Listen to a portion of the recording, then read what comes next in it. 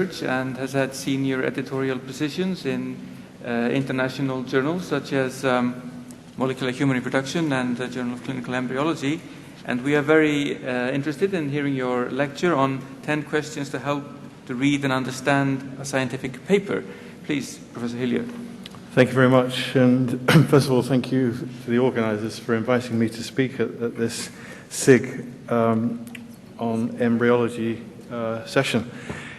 You're right, Julius, I am, or I was, an embryologist. At the same time, I became an endocrinologist.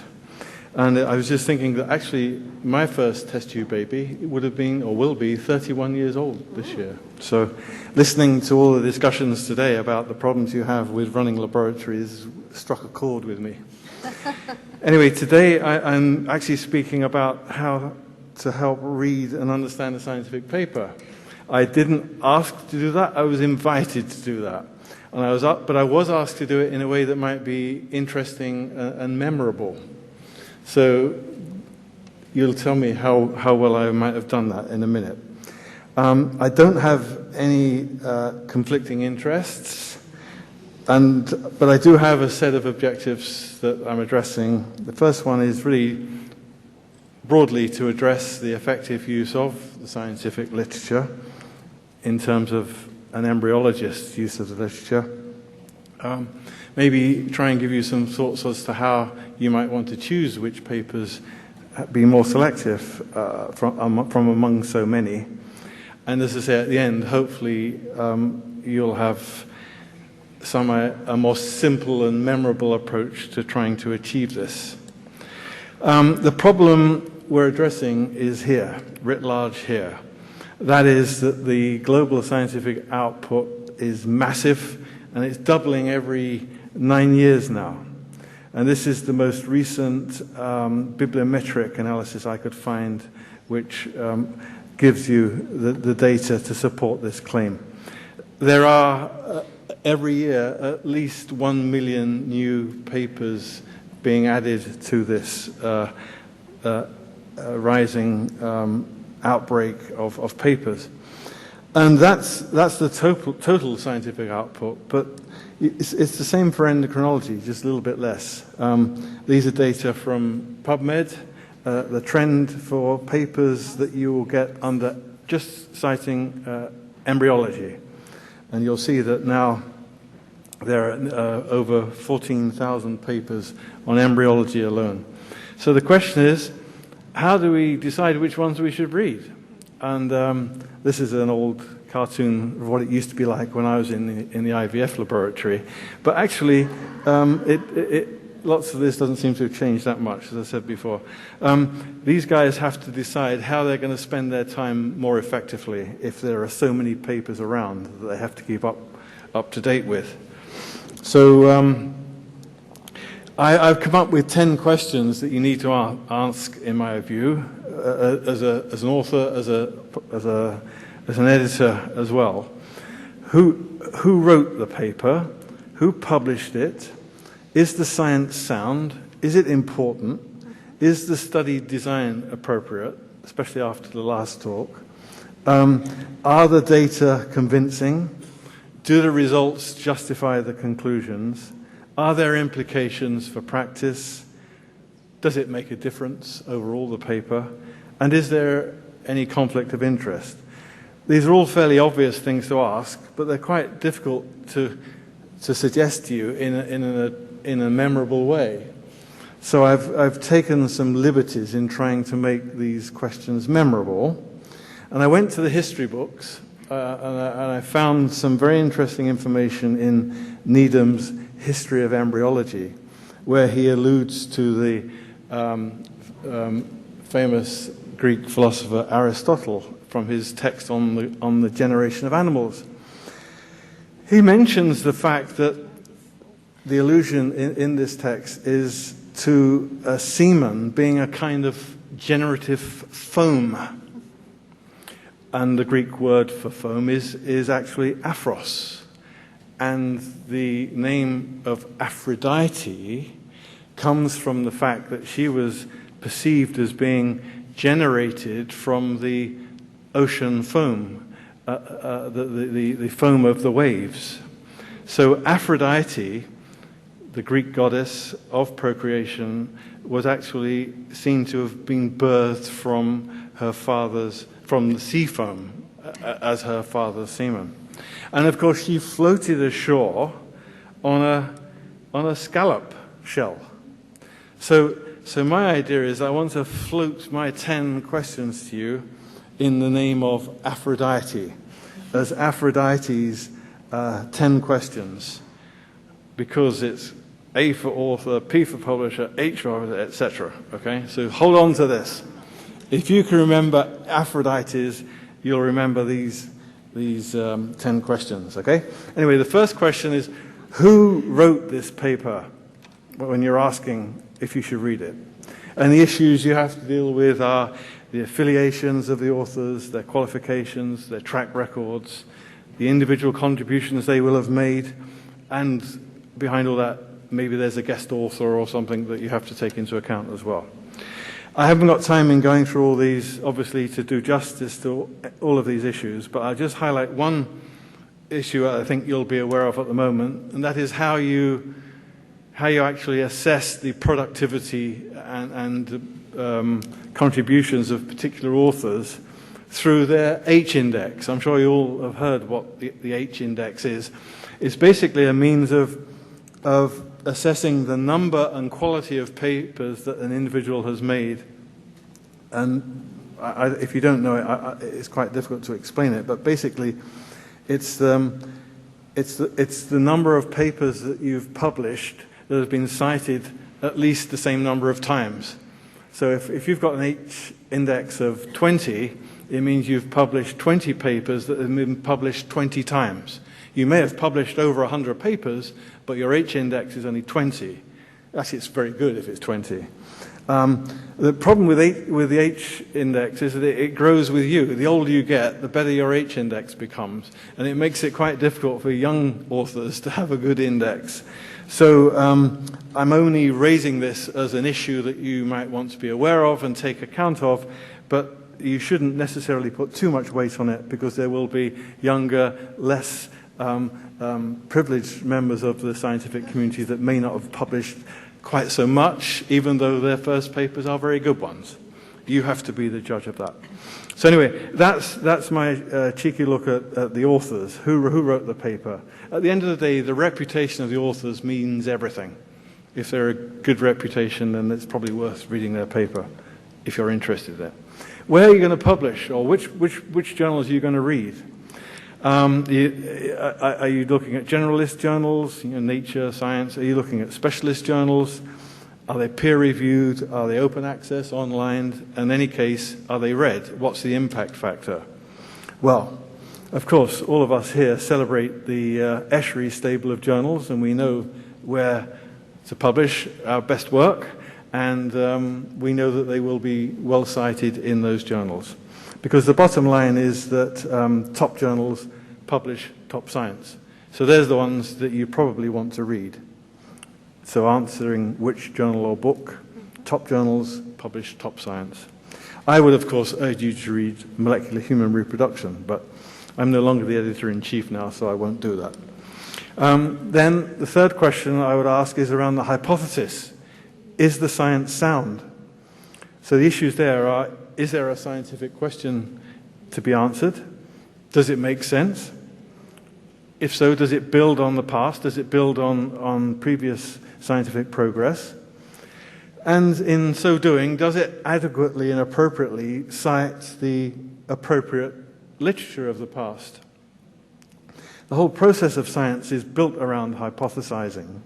You get an idea, you design an experiment, you get some data, you have to change your idea slightly or a hypothesis, so you got a new hypothesis, you get new data, so you do a new experiment, and so on and so forth. It's evolving all the time.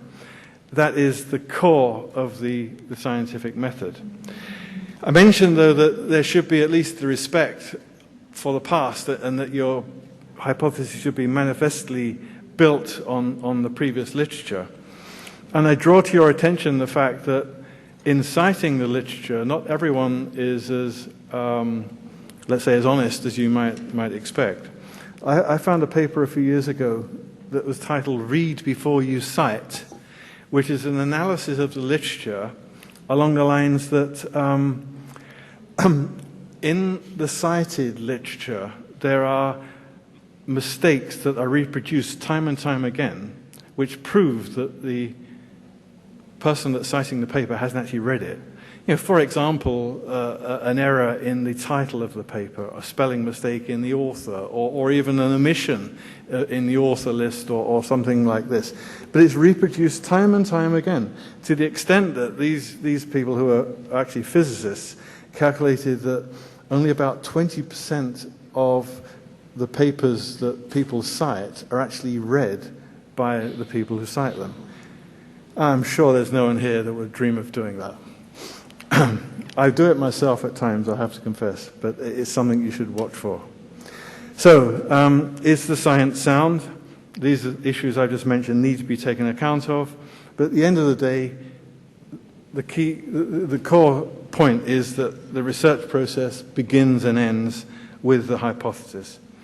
So it needs to be a good one, or a worthwhile one.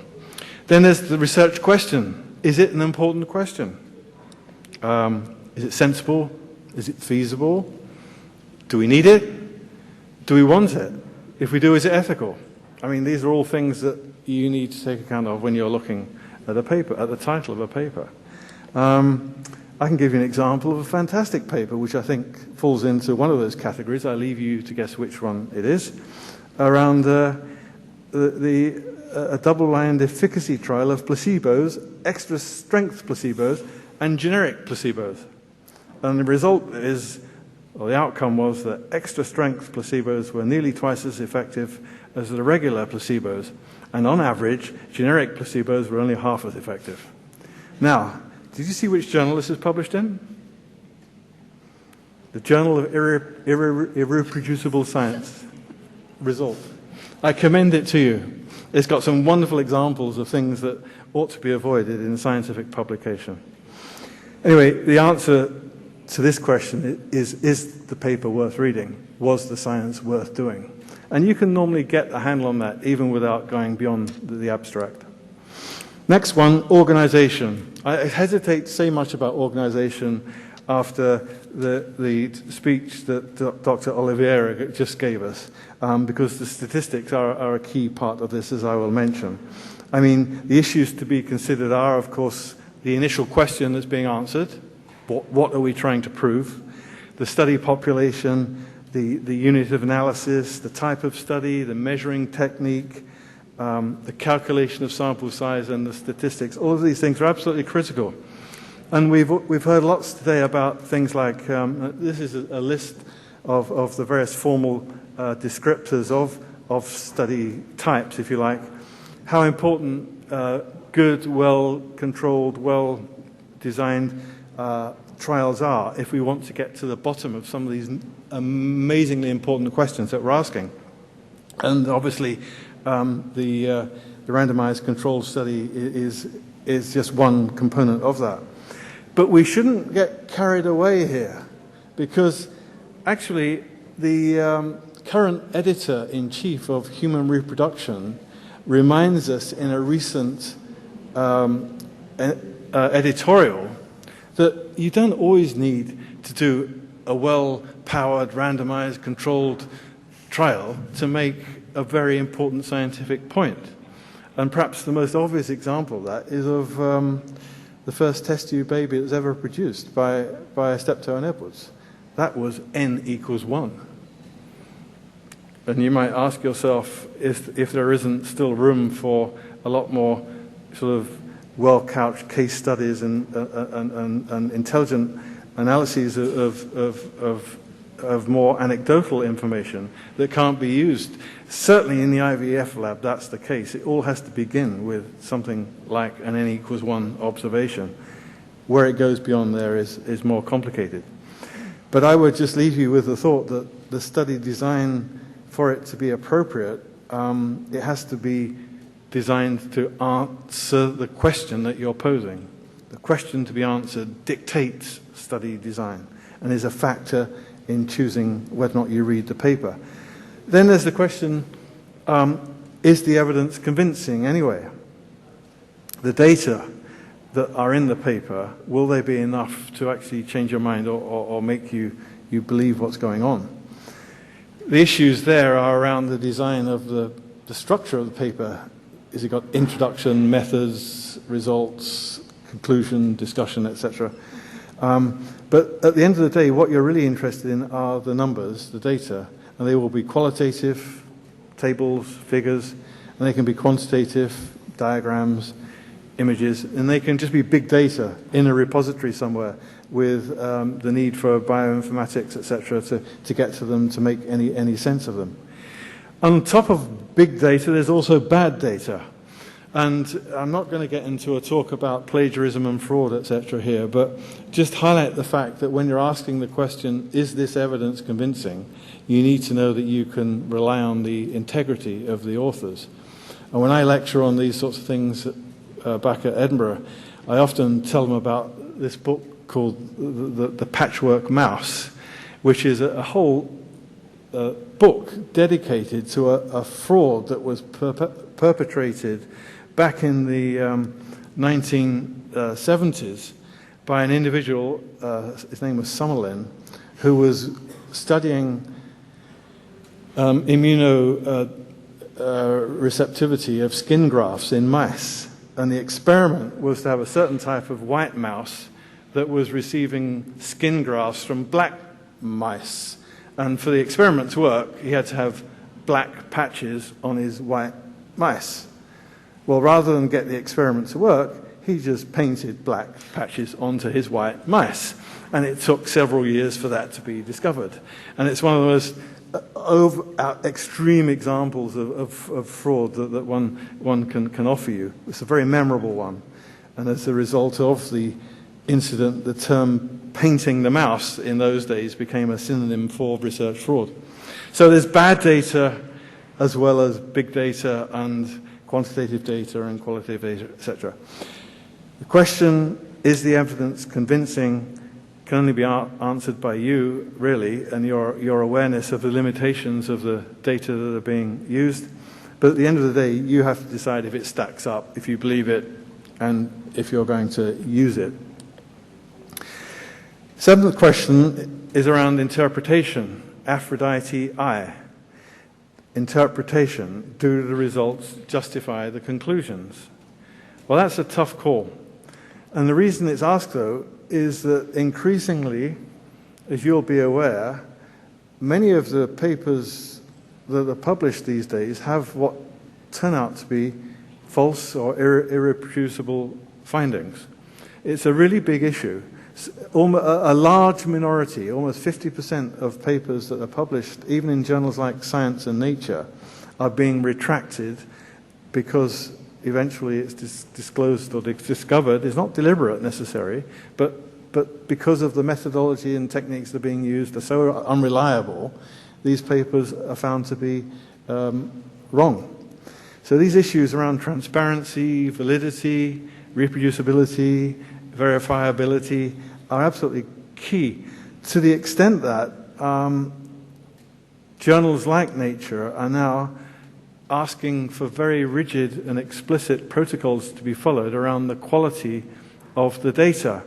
It's not unlike running an IVF lab, and quality, not quality control, but quality issues need, just as we've introduced them increasingly into the IVF lab, need to be introduced into our scientific thinking. And so all the methodology that we use has to be validated and quality controlled in ways which we never used to require before. There are even consensus lists for how you would assess your methodology, around how you would assess the paper that you're reading, around the figure legends, the statistics, the reagents being used, the animal models, the population of the subjects being studied, whether or not there are data in databases, etc. All of these things are now questions that you have to address when you're asking about the quality and the validity of the data in a paper.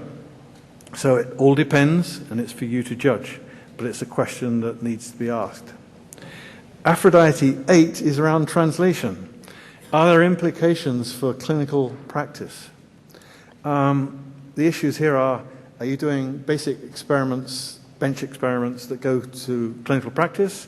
Are you making clinical observations or treating patients at the bedside that end up with messages for your basic research, bedside to bench? And then in all of this, there's the whole personalized medical approach that's evolving as a major issue in biomedicine these days. I love this cartoon, so I have to show you that. This is an example of translational medicine at work in assisted reproduction. There's Thrimblow's baby, and he's asking the boss to make sure that he goes to the top of the organization. That's a tongue-in-cheek look at translation. But I have a more specific example here of how it can all go wrong, or at least how translation isn't so obvious. Here's an example of a 1994 paper on the use of lasers in assisted fertilization and hatching. You remember that used to be very popular? This was the first paper, I think, advocating it as a very successful procedure in patients. But then 10 years later, a very thorough study on mice where the thinning technique with lasers was very systematically evaluated, it was found to be completely useless. So I just randomly take those as examples of something you need to take account of if you're trying to translate from the clinic to the bench or the bench to the clinic.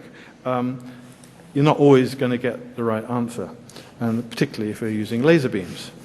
So moving on to the answer is translation is a two-way process, and you need to take account of that. So moving on to the 9th question, the evaluation, does it make a difference? The questions you're going to be looking at there are, is it an innovative outcome? Is it game-changing? Is it going to change the whole way we do our science and practice the profession? Or is it just confirmatory? Or is it worthy but dull? The point here is that it doesn't have to be an amazingly innovative paper to be worth reading, because, of course, science is a non-linear process, and you have to sort of build on the mundane in order to get to the next innovative outcome. But you certainly need to look critically at the paper and ask, is it going to make a difference if you're going to waste your time reading it prematurely, if you'll pardon the pun. So the question really is, does it make a difference? And the answer is, would you cite it? Even if you did read it, is the science worth it? Finally, just a quick note, really to underline everything I've said on the conflict of interest. You'll all be aware that there are huge issues around conflicts of interest in scientific publications. It relates to our very nature as human beings to try and do things that we want other people to do, to be seen to be meeting their expectations. Sometimes it's frank malpractice that needs to be taken account of. There are more subtle things like data selection bias or patient selection bias. And then there are issues around, for example, ghostwriting. The funders who may be influencing the people who conducted the study, the funders may even be contributing to the writing of the study. These are all things that need to be taken account of, because if we do not take them on board appropriately, then we cannot be clear or certain that the paper we are reading is as full of integrity as we would wish. And I just love this old ad for Camels from the old days. More doctors smoke Camels than any other cigarette. I'm sure we wouldn't have anyone from Serono or Organon doing anything similar to that, would we? No. So anyway, that chairpersons is my 10 questions. And of course, conflicting interests must be declared. And I leave you with the idea that if you can remember Aphrodites, you can remember authors, publisher, hypothesis, research question, organization, data, interpretation, translation, evaluation, and study funding, and you'll always be able to ask these questions and get the right answer. Thank you very much.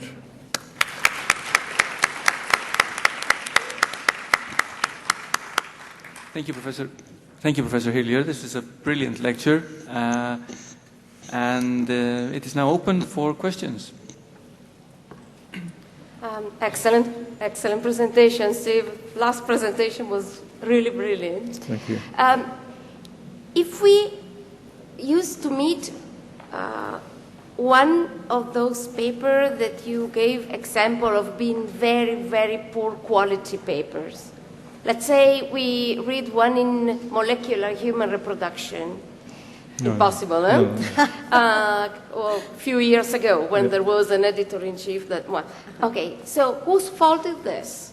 Of the reviewers, I mean, having accepted a poor paper, of the associate editor, of the editor-in-chief? Yeah, it's a helpful question, Christina. In the real world, of course, the editor and the peer reviewers cannot have all of their opinions enacted as immediate as they would wish. I mean, as an editor, you only want the top quality science. You want to reject anything that's not of the highest quality. But then as a publisher, you want your journal to survive. You want something to publish every month. And there's always a trade-off between quality and quantity. Whose responsibility is that? I think at the end of the day, it has to be the editor-in-chief. It's the editor-in-chief that asks for the information, gets the information, evaluates the information, and makes a decision. Giovanni? Actually, Christina's question was my first question. I got a second one, which is some journals of the EMBO organization are starting to ask authors to submit papers with the original data, which are accessible by any reader. Do you think that could help in order to make papers better? I think it's unavoidable. I think the world we're living in now increasingly is moving towards complete and total transparency and accessibility of data, not just scientific data, personal everything. I mean, we move into the human genome and all this sort of thing. I don't think it will help at the moment in the short term, but as we move forward and our ability to interrogate databases and to use less formal ways of aggregating information as it comes in, not just basic science, but societal, economical, political. I mean, the world's getting so complicated that everything has to be available, everything. So the old days of just having things in a book and hidden away, I think, are gone. It needs to be out there and available, I think. If possible, a second question. Don't you think that we are facing now an excessive expansion of the number of journals? Well, yeah. Indeed, we are. And I guess we're also facing the scenario where there won't eventually be any more journals because there'll just be media, electronic, digital formats that won't be formally journals. They will just be means of accessing information. At the moment, journals are a way of packaging it with a kind of a quality stamp on it. It's an embryology journal, it's a physics journal, it's chemistry. But we know that's breaking down now, don't we? I mean, it's very difficult. Now we've got PLOS online, and there are no longer any particular sort of discipline-related criteria. It's just knowledge. It's just knowledge. So, I think I'm afraid there are too many journals now, but eventually I think they're all going to dissolve into one big mass of knowledge. And then we'll have to recreate journals in order to understand that knowledge. Thank you, Stephen, for your wonderful presentation. I think I'm going to keep this presentation for both, for when I have to read a paper, and if I have the chance to write a paper, I will keep this information in mind because I think it's very, very useful. So thank you very much. Thank you very much. Thank you.